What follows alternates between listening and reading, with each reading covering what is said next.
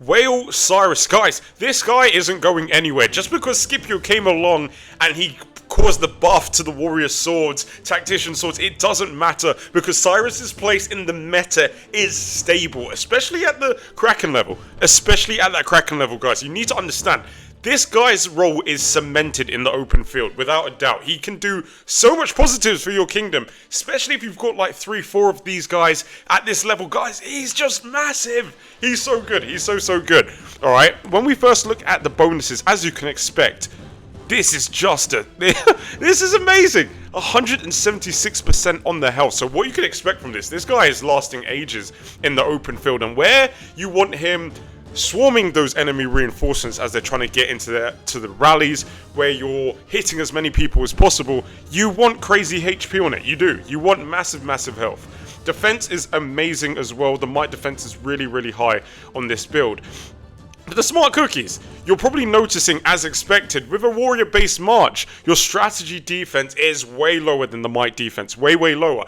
And it just means that this causes a lot of problems when you're then looking at those 1v1s against Ramses. It's gonna hurt. It's targeting your lower defense. You're just, yeah, it's gonna hurt in those 1v1s, but there's definitely ways around it. We'll get into that a bit later. Might attack, massive might attack here. So overall, bonuses are just so stacked. So stacked on this Cyrus. Most of you watching might already have a good idea of what Warrior Pikemen, their skills, the rings, gems, all that good stuff. But this is the refresher course, so mind your business, sit down and pay attention. So, nice and simply, what we've got here from Cyrus's signature skill, he's just going to give himself a buff to his customizable skill damage that he's dealing. When he then does deal damage from those customizable skills, he also has a 65% chance to deal more damage on top of that. It's going to be 160% with a might bonus, and this can trigger once per second at most. It's also going to give him a buff to his might, 50 for 3 seconds. Then on top of that, we're going to have a 65% chance to ignore 20% of the enemy's defense, and then when taking might damage, there's going to be a 30% chance to reduce that by 8% with a might bonus. Finally, first 18 seconds. This is very much anti-Lubu for the first 18 seconds. Reduce secondary strike damage by 8% with a might bonus. All in all, why I like this, because I think Warrior Pikemen has crazy synergy. He's going to give himself buffs to his counterattack skills, because this is what these are. We're going to get to the customizable skills, but those customizable skills is mainly just counterattack skills. We're going to get a buff to how much damage is going to be dealt from there. On top of that, we've got the Messenger of Destruction that's increasing the damage of the passive skills. As we look at those customizable skills, we can see both of them passive, so we're going to get an additional buff on top of that to those counterattacks that we're dealing. And then what I really like is we're using the secondary strike adornment. And what this is after the mounted hero deals that counterattack damage, there's a 65% chance to immediately deal an additional 99.27% might damage to the target at most once every 3 seconds. Why I like that? Really strong, but it goes hand in hand with his signature skill, where there's that 65% chance to deal might damage after dealing customizable skill damage. So there's going to be two 65% chances to actually deal damage to the enemy. So the more counterattacks you do, the more damage you're going to pump out. And that's why I'm a big advocate of, when you're using your Warrior Pikemen, you want to hit as many people as possible. Like, just slam them. Slam them as much as possible. Fight 3, 5, just swarm everything. You're just going to pump out more damage the more people you hit. Okay? It's crazy. Customizable skills, we've got Forceful Retaliation. When hit by a normal attack, 20% chance to counterattack. It's going to be 130% with a might bonus, up to 1 per second. And it's going to increase Cyrus's might by 30 for 6 seconds. Child of Prophecy, so his unique customizable skill, 30% chance to immediately counterattack after those normal attacks, 135% with the might bonus, triggers once per second at most. Every 4th trigger of this skill is going to guarantee a critical strike for your counterattack, and then also the critical damage taken by your troops is reduced by 30% for 3 seconds. That is very sweet for the introduction of Scipio. Now that Scipio is in the meta, we're seeing him with King Arthur's, Warrior Swords Miyamoto, even Ramses if people like to mix and match. him adding that ability to critical strike is really nice that Cyrus has this. Yes, counter damage is still gonna it's gonna hurt, especially if the swords that you're fighting is equal or stronger. It's still gonna hurt. It's just nice to know that there is a 35% damage reduction to it. That's Cyrus. That is our main DPS for this build. He's also got the highest might. He's got the highest might in this build, on top of Vlad and Mansa.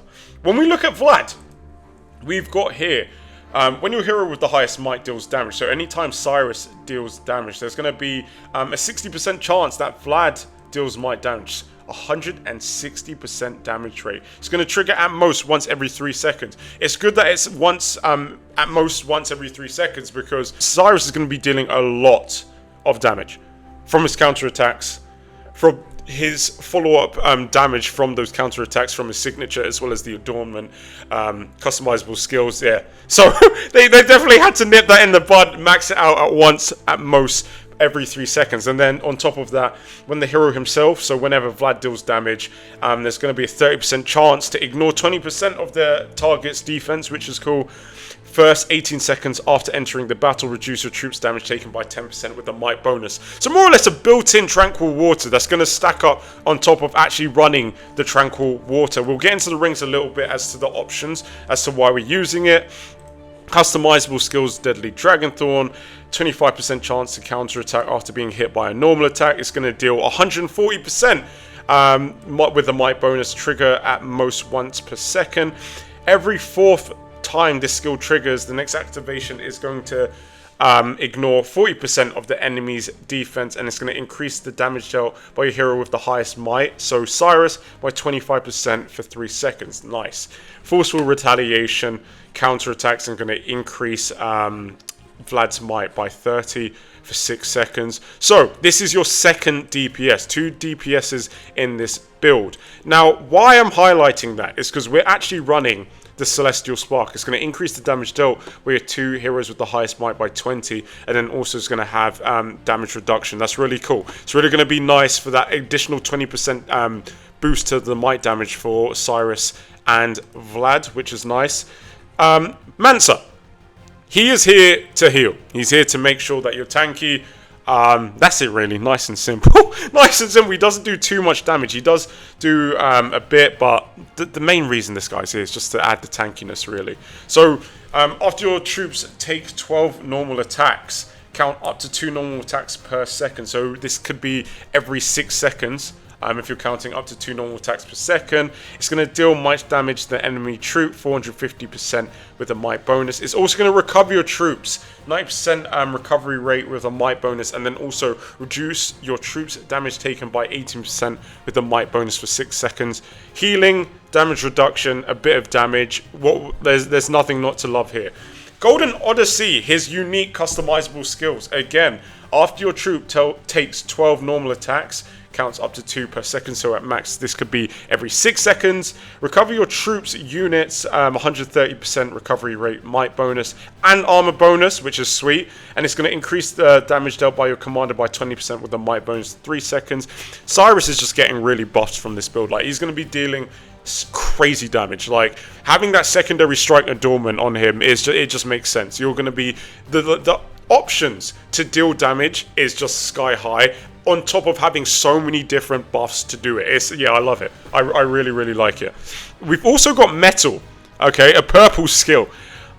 Exact same. Again, he loves this. Every 12 normal attacks, counting up to 2 normal attacks per second. Just going to recover your units with 100% might bonus and armor bonus. That can be quite chunky. You can see massive healing from Mansa Musa. What's really interesting is there are the leaks of Roland. Now, I'll probably get it up on the screen. As I'm recording, I can't see this in front of me, but I'll definitely, for the video, put it up on the screen. It's looking like potentially Roland is coming in to replace Mansa. Now, it looks like, from the top of my head, don't quote me on this, but Roland looked like he works similar to Elizabeth, where he's converting skill damage into units. So hopefully, that can outweigh the healing that we're getting from the signature, from Golden Odyssey, as well as Metal. It really needs to consider it a buff, a replacement for Mansa Musa. On top of that, he kind of looks like he works like a built-in Celestial Spark, because he also, Roland also is going to boost the damage from Cyrus and Vlad. But this is just the early game leaks, all right? We don't know for sure if that's going to be the case, but if it is, that could be huge. Now, when we get into the rings, this made sense as well. We saw the amount of passive skills, counterattacks we're doing, so it only makes sense. This is the bread and butter for this build, the Messenger of Destruction.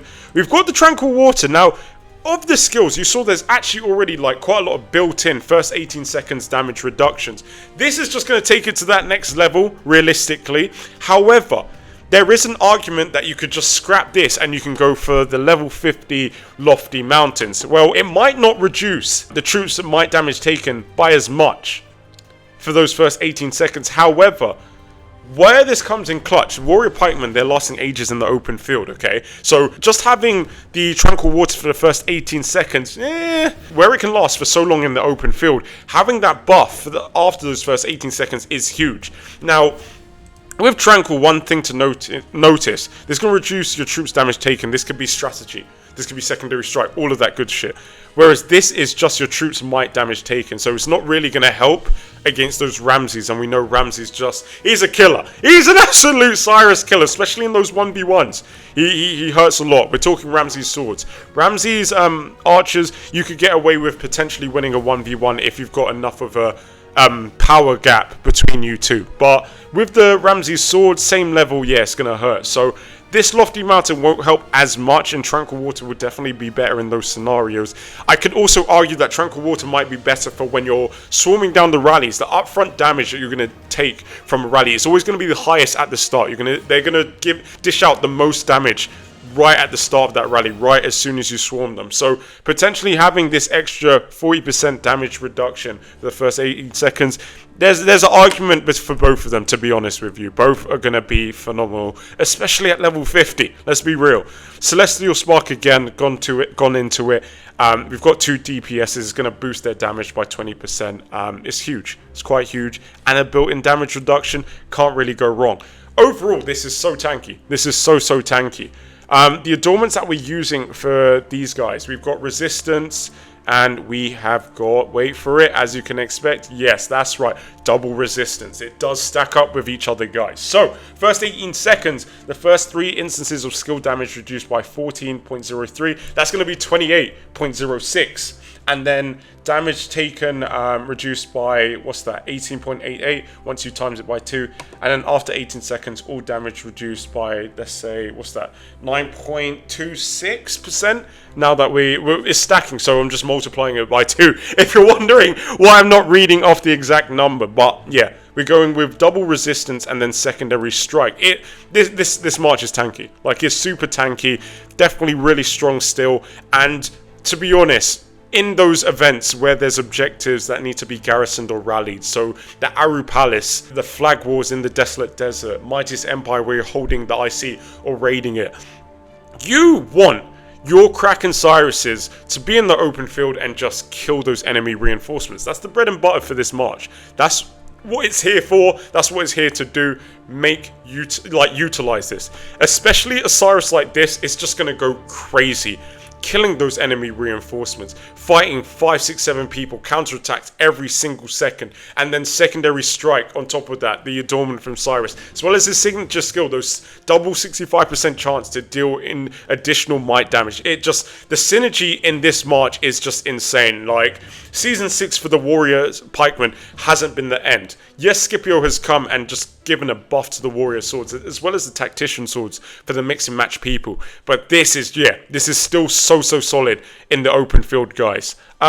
Overall, that's the Kraken Cyrus, guys. I really hope you enjoyed this little refresher course, and I'll catch you in the next one. Peace.